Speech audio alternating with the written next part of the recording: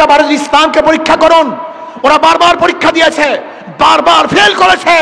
আওয়ামী লীগ পরীক্ষা দিয়ে ফেল করেছে, বিএনপি পরীক্ষা দিয়ে ফেল করেছে, জাতীয় পার্টি পরীক্ষা দিয়ে ফেল করেছে। আপনারা একটাবার ইসলামকে পরীক্ষা করুন, ইনশাআল্লাহ যদি ফেল করি কোনোদিন ভোট নেওয়ার জন্য আসবো না। আমি বারবার বলি ওই সমস্ত দলগুলি, আওয়ামী লীগ, বিএনপি, জাতীয় পার্টি এমন দল যেখানে যদি এক জায়গার থেকে ফেরেশতা ঢুকে আজাজিল হয়ে বের হবে। আর ইসলামী দলগুলি এরকম ভালো দল, আজাজিল ঢুকলে ফেরেশতা হয়ে বের হবে। বিশ্বাস হয় না? বুয়েটে আবরার ফাহাদকে কারা হত্যা করেছিল? বুয়েটের ছাত্র, সবচেয়ে ভালো, সবচেয়ে মেধাবী, সবচেয়ে আদর্শ বা নীতিবান ছাত্রগুলি ওই দল করার কারণে ওরা আর ভালো থাকতে পারে না, খুনি হয়ে গেছে। আপনি কি দেখেছেন গতকালকের রিপোর্ট? এক ছাত্র দলের, ইসলাম প্রিয় দেশপ্রেমী ভাইয়েরা আমার, ইসলামী আন্দোলন বাংলাদেশ কি চায়, তাদের বক্তব্য কি, তাদের আদর্শ কি, নীতি কি, এই বিষয়ে আমরা অনেকেই জানি না। আমি ইসলামী আন্দোলনের আদর্শ সম্পর্কে বক্তব্য, নীতি ও আদর্শ সম্পর্কে 2-1 মিনিট বলতে চাই। ইসলামী আন্দোলন বাংলাদেশ বিশ্বাস করে শুধু দেশ, দল, নেতা পরিবর্তনের মাধ্যমে মানুষের শান্তি আসতে পারে না। এ দেশ বারবার পরিবর্তন হয়েছে। এক সময় এ দেশ ব্রিটিশ শাসন করেছে, তাদের বিরুদ্ধে আন্দোলন করে আমরা স্বাধীন হয়েছিলাম। এদেশ ভারত শাসন করেছে, তাদের বিরুদ্ধে আন্দোলন করে পাকিস্তান করেছিলাম। এই দেশ একসময় পশ্চিম পাকিস্তানের শাসন করেছিল, তাদের বিরুদ্ধে আন্দোলন করে আমরা স্বাধীন হয়েছিলাম। দেশ বারবার পরিবর্তন হয়েছে, কিন্তু মানুষের ভাগ্যের পরিবর্তন হয়নি। এদেশে বহু দলের শাসন দেখেছি আমরা, মুসলিম লীগের শাসন দেখেছি, আওয়ামী লীগের শাসন দেখেছি, বিএনপির শাসন দেখেছি, জাতীয় পার্টির শাসন দেখেছি, জোট সরকারের শাসন দেখেছি, মানুষের ভাগ্যের পরিবর্তন দেখি নেই। বহু নেতার শাসন দেখেছি আমরা, আইয়ুব খানের শাসন দেখেছিলাম, আমরা দেখেছি শেখ সাহেবের শাসন, আমরা দেখেছি জিয়াউর রহমান সাহেবের শাসন, আমরা দেখেছি সত্তার সাহেবের শাসন, শাসক দেখেছিলাম এরশাদ সাহেবকে, শাসন করেছে খালেদা জিয়া, শেখ হাসিনা, মঈনুদ্দিন, ফখরুদ্দিন। কোন উদ্দিনের শাসনই মানুষ শান্তি পায় নাই, মুক্তি পায় নাই। বৈষম্য দূর করার জন্য জুলাই আগস্টে আন্দোলন করেছিলাম, রাস্তায় ছিলাম, বুলেটের সামনে ছিলাম। বৈষম্য দূর হবে, মানুষ শান্তি পাবে, মুক্তি পাবে। যে দেশের মধ্যে চাঁদাবাজ থাকবে না, দুর্নীতিবাজ থাকবে না, খুনি থাকবে না, লুটেরা থাকবে না, আমার মা বোনেরা ধর্ষিত হবে না, বাংলাদেশের একজন মানুষ না খেয়ে আর থাকবে না, বাংলাদেশের একজন মানুষ বস্ত্রহীন থাকবে না, বাংলাদেশের কোনো নাগরিক খোলা আকাশের নিচে ঘুমাবে না, বাংলাদেশের প্রত্যেকটা নাগরিকের শিক্ষা, চিকিৎসা, বাসস্থান, অন্ন, বস্ত্র গ্যারান্টি হবে। প্রত্যেকটা মানুষ নিরাপদে রাস্তায় হাঁটতে পারবে, চলতে পারবে। আমার মা বোনেরা রাস্তায় বের হবে, ধর্ষিত হয়ে ইফটিজিং এর শিকার হয়ে ঘরে ফিরবে না। বাংলাদেশের প্রত্যেকটা নাগরিক যেন শিক্ষিত হতে পারে সেই ব্যবস্থা করা হবে। বাংলাদেশের প্রত্যেকটা ব্যবসায়ী চাঁদাবিহীন ব্যবসা করবে। বাংলাদেশের প্রত্যেকটা নাগরিকের বাক শক্তির স্বাধীনতা থাকবে, লিখনির স্বাধীনতা থাকবে। আমাদের সাংবাদিক বন্ধুরা তারা নিরঙ্কুশ সংবাদ পরিবেশন করবে। কিন্তু আমরা কি দেখেছি, আজকে বাংলাদেশের সত্য সংবাদ প্রকাশ করার কারণে তুহিনকে জীবন দিতে হয়েছে। আজকে আমরা কি দেখেছি, সত্য কথা বলার কারণে সারজিদের বিরুদ্ধে আবার নতুন ভাবে কেস হয়েছে, মামলা হয়েছে।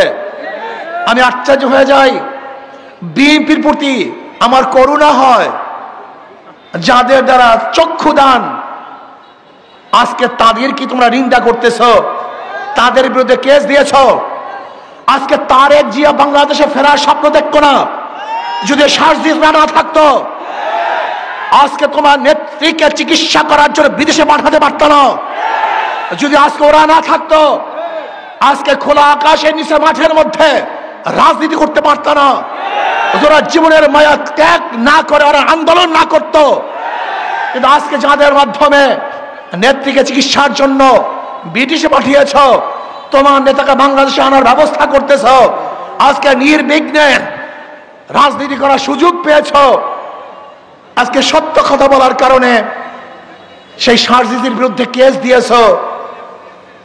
বাংলাদেশের মানুষ তোমাদের এই ঔদ্ধত্য কোনো অবস্থাতেই মেনে নেবে না, মানতে পারে না। আজকে সাদা পাথর লুটপাট হয়ে যাচ্ছে। আমি বক্তব্য দিয়েছিলাম পাথর কৌড়ি ছেড়ে দেওয়ার জন্য, আমাদের খনিজ পাথর উত্তোলন করার জন্য। আমি লুটপাট করার জন্য বক্তৃতা করি নাই।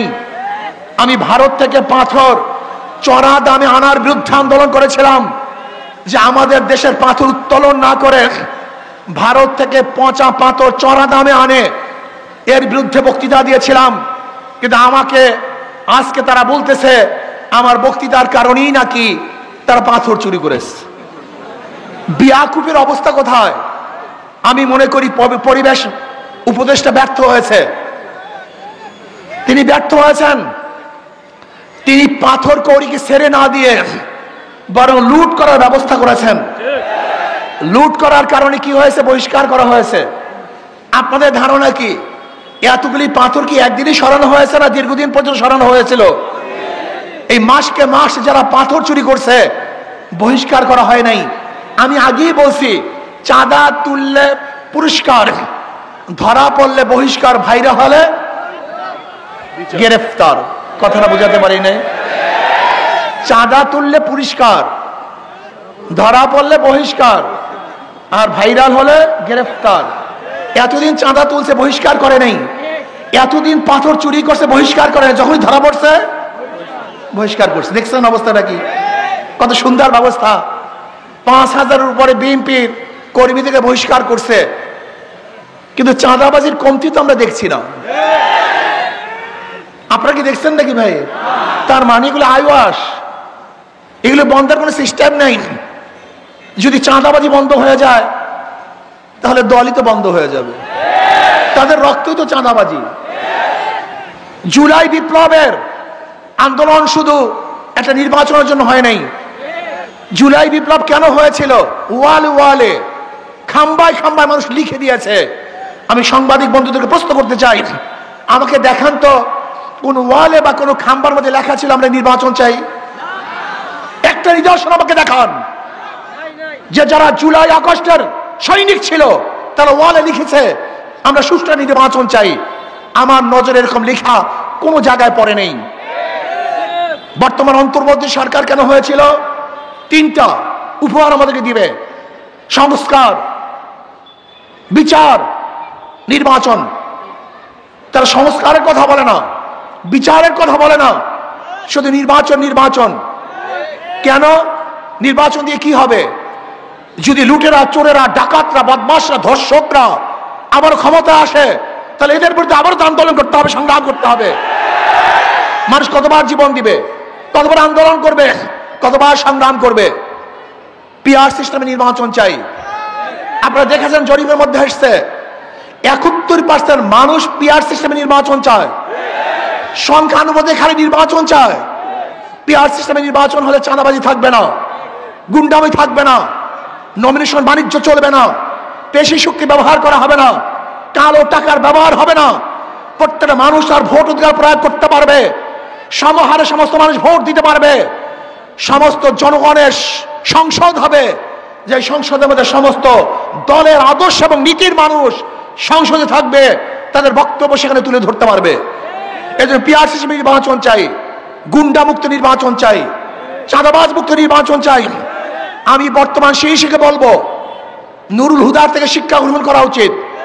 যদি আপনি বাংলাদেশের অগ্রহণযোগ্য নির্বাচন দেন, তাহলে আবারও আপনাকে এই বাংলাদেশের জনগণ ছাড়বে না।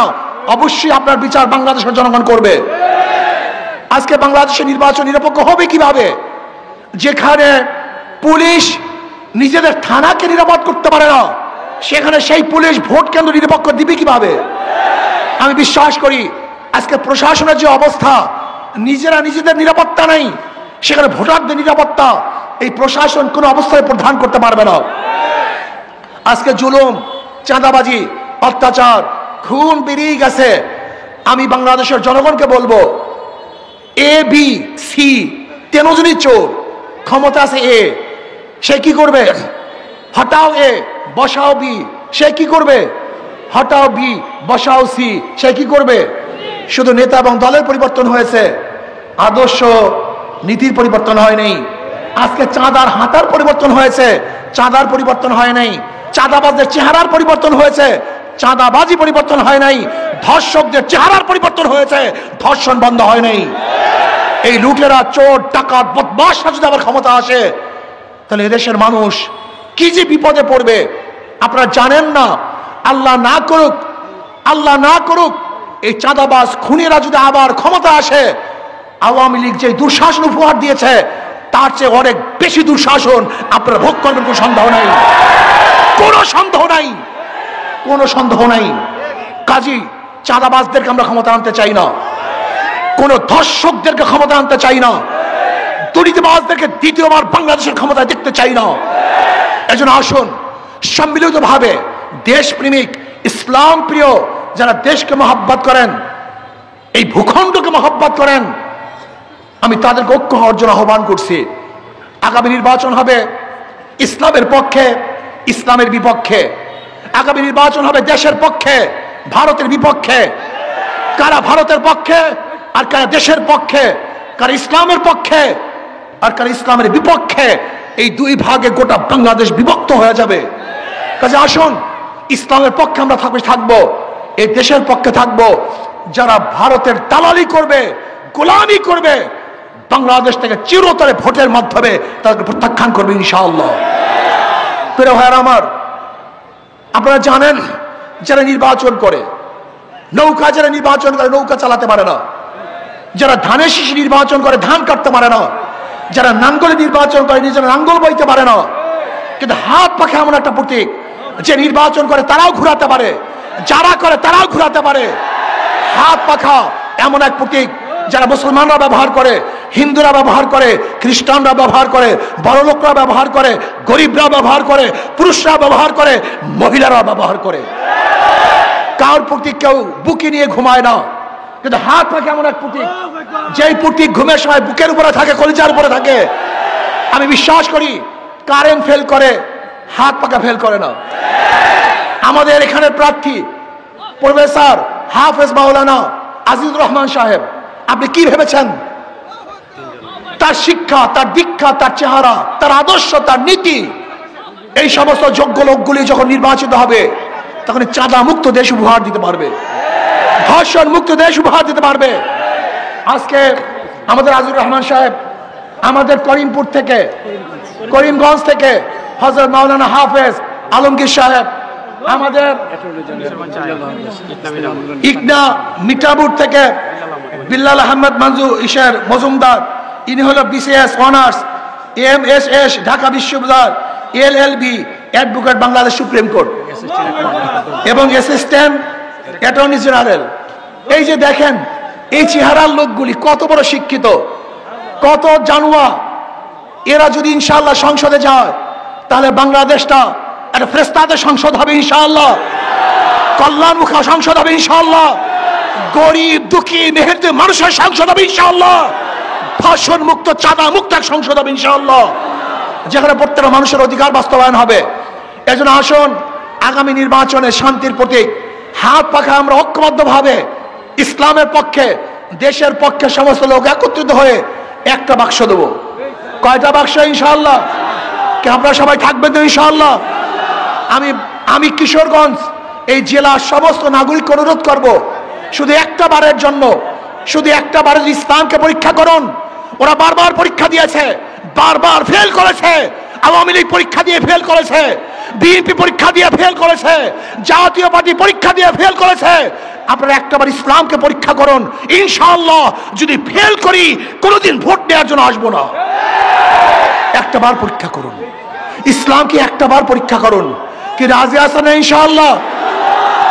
মজার একটা কথা শুনুন, মজার একটা কথা। আপনারা অনেকে ইসলামী ফোবিয়া আছে, আপনারা অনেকে মনে করেন ইসলাম যদি ক্ষমতা আসে জোর করে আমাদেরকে দাঁড়িয়ে রাখাবে, জোর করে আমাদেরকে পর্দা করাবে। এক গাঁজাখোর একদিন আমাকে বলছে, হুজুর যদি ইসলাম ক্ষমতায় আসে আমার গাঁজার অবস্থাটা কি হবে? সে তো গাঁজাখোর, নেশাখোর।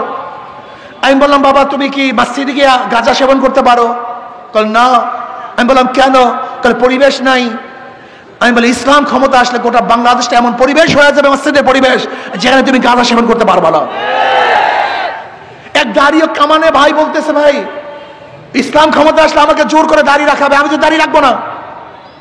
আমি বললাম মসজিদের যে পবিত্র জায়গা কোনো জায়গায় নেই, দুনিয়ার মধ্যে সবচেয়ে পবিত্র জায়গা কোনটা? আমি বললাম দাড়ি কামানো অবস্থা তুমি মসজিদে ঢুকতে পারো?